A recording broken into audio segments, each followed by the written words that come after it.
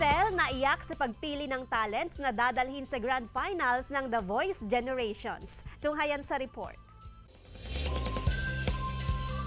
Madamdami ng naging mensahe ni Stel sa kanyang natirang teams sa semifinals round ng The Voice Generations. Sa episode kasi, kinailangan ng pumili ni na Coach Stel at Coach Billy Crawford sa kanilang natitirang tig-dalawang grupo ng talents kung sino ang dadalhin nila sa Grand Finals. Ang natitirang grupo sa team ni Stel na Stelbound ay ang Vocal Mix na grupo ng mga kabataang singers mula sa Cagayan de Oro at Four Tenors, isang all-male group of singers.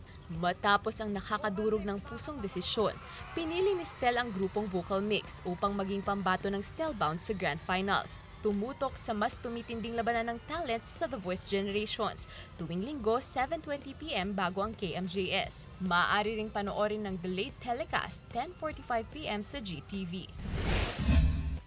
Diretso sa GMA Network si Sparkle artist at Miss Universe Philippines Michelle Marquez D, kung saan sinalubong siya ng mga kapuso na proud sa kanyang naging Miss Universe journey. Una siyang nag-guest sa unang hirit para batiin at magpasalamat sa mga Pilipinong sumuporta sa kanyang laban.